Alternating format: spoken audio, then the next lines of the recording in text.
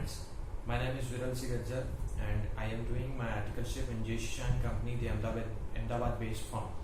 So आज मैं आपको बहुत ही इम्पोर्टेंट पॉइंट्स जो कि है मार्जिनल रिलीफ एंड सरचार्ज उसके बारे में डिस्कस करना चाहता हूँ. ठीक है, सो लेट्स स्टार्ट फ्रॉम. आज का टॉपिक है surcharge. First I am going to discuss about the surcharge.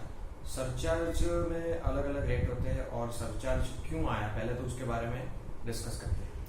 तो डायरेक्ट टैक्स में ऐसा है कि फ्रेंड्स, जब आप हायर अर्निंग करते हैं तो you have to pay the higher amount of tax. ठीक है, और जो लोअर क्लास है, मतलब जो लोअर इनकम कमाते हैं, उनको गवर्नमेंट ने रिलैक्सेशन दिए हुए. सो 30% के स्लैब में आप आते हैं फ्रेंड्स, यानी कि सुपर रिच टैक्स जिसको कहा जाता है. ठीक है, तो उसको सुपर रिच टैक्स की कैटेगरी में जो आता है उसके ऊपर सरचार्ज लगता है. जैसे कि 30%. ठीक है, तो हमारे देश में बहुत ही ज़्यादा डिफरेंस है इनकम अर्निंग्स का. ठीक है, तो उसको हटाने के लिए और पॉवर्टी कम करने के लिए और डिफरेंस हटाने के लिए गवर्नमेंट सरचार्ज के कंसेप्ट के साथ आई हुई है. तो जो ज़्यादा कमाता है उसको सरचार्ज पे करना पड़ेगा. ठीक है, तो मैं रेट आपको बताता हूँ कौन कौन सा रेट एप्लीकेबल है. ठीक है, सो पहले मैं बात करता हूँ SSC, individual, HUF, AOP, BOI. ठीक है, इतने एसएससी है फ्रेंड्स, तो उनकी नेट टैक्सेबल इनकम, मैं वर्ड्स यूज कर रहा हूँ फ्रेंड्स, नेट टैक्सेबल इनकम, यानी कि जो भी आपके डिडक्शन एप्लीकेबल आपको हो रहे हैं उसको डिडक्ट करने के बाद जो नेट टैक्सेबल इनकम आ रही है आपकी, उसके ऊपर सरचार्ज लगता है.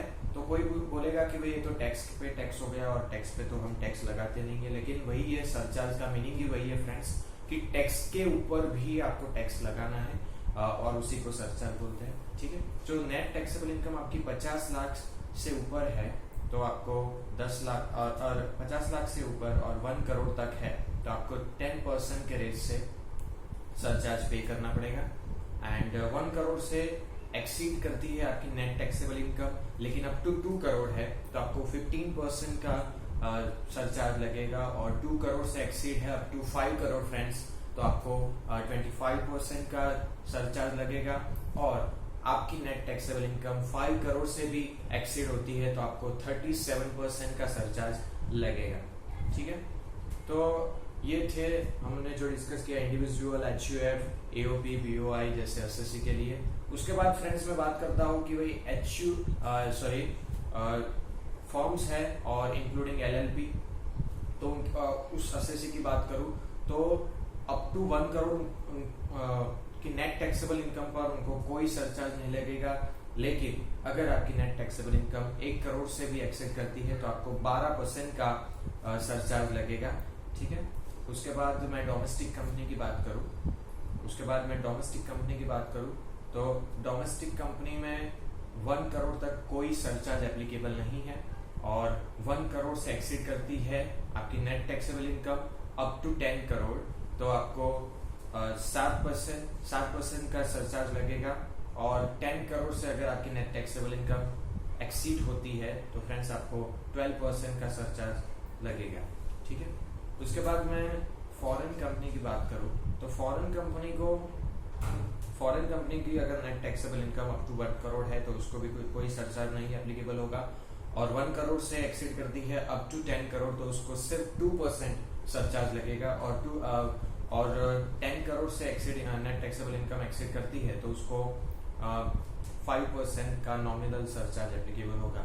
तो बहुत सारे लोगों को लगता है कि भाई इंडिविजुअल है, ठीक है, उनकी इनकम इतनी बढ़ रही है थोड़ी सी तो भी उनको ज्यादा टैक्स लगा है, और कम जो कॉर्पोरेट है उसकी हायर इनकम हो रही है फिर भी उनको कम टैक्स लगा है. तो फ्रेंड्स, इंडिविजुअल के लिए आप जानते हैं अभी स्लैब रेट चल रहा है तो उसमें उनको बहुत सारे रिलैक्सेशन दिए हुए हैं. जैसे कि आप जानते हैं कि भाई 5 लाख तक उनको 12,500 का रिबेट मिल जाता है. और फॉर्म है या कंपनी है तो उनको फ्लैट 30% में ही रखा गया है. तो उनको सरचार्ज का जो रेट है उनको लोअर रेट एप्लीकेबल होता है, तो वो ऐसा. ठीक है, और मैं फ्रेंड्स प्रैक्टिकल और प्रैक्टिकल करके भी आपको दिखाना चाहता हूँ कि भाई मार्जिनल रिलीफ का दूसरा कंसेप्ट है जो कि सरचार्ज के साथ रिलेटेड है, और मार्जिनल रिलीफ कैसे एप्लीकेबल होता है वो मैं आपको बताना चाहता हूँ। तो फ्रेंड्स, मैंने जैसे कि कहा कि मैं एसएससी की बात करूँ, इंडिविजुअल एसएससी, तो 50 लाख तक इंडिविजुअल एसएससी को कोई भी सरचार्ज का रेट एप्लीकेबल नहीं होगा, और जैसे ही 50 लाख से income, net taxable income exceed करेगी तो उसको 10% का रेट एप्लीकेबल होगा। तो फ्रेंड्स, जैसे कि फॉर एग्जांपल मैं बताना चाहता हूँ कि अगर इंडिविजुअल एसएससी की income, net taxable income 51 lakh rupees है, तो एज पर रूल 10% के हिसाब से जो टैक्स आया उस पे 10% का सरचार्ज लगेगा। तो फ्रेंड्स, इसमें मैं बाइफरकेशन करके अभी लास्ट में बताता हूँ, लेकिन अभी ओरली बता रहा हूँ कि 1,64,750 रुपीज एक्सीड करता है।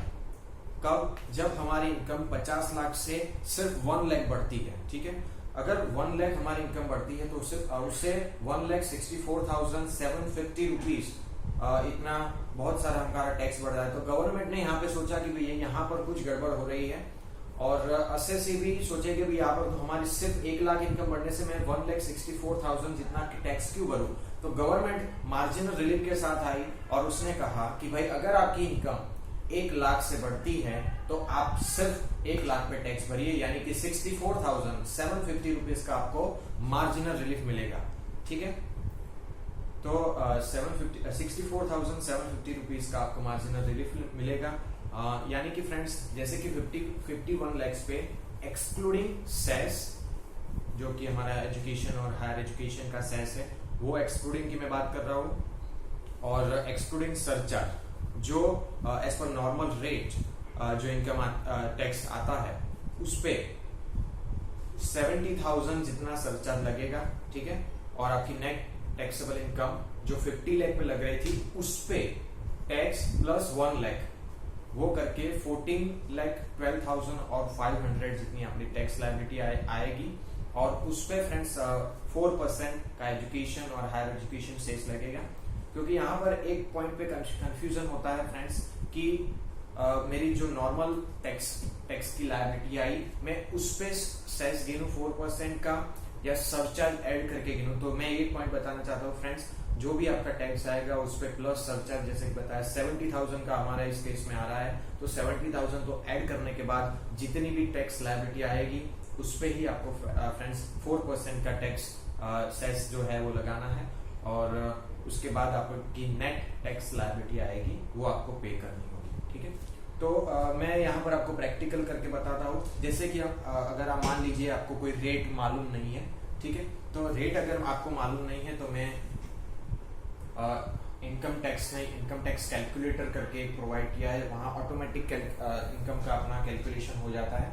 ठीक है, मान लीजिए फ्रेंड्स, आपकी नेट टैक्सेबल इनकम, आपका स्टेटस इंडिविजुअल है और आपकी नेट टैक्सेबल इनकम जो है 50 लाख रुपीज,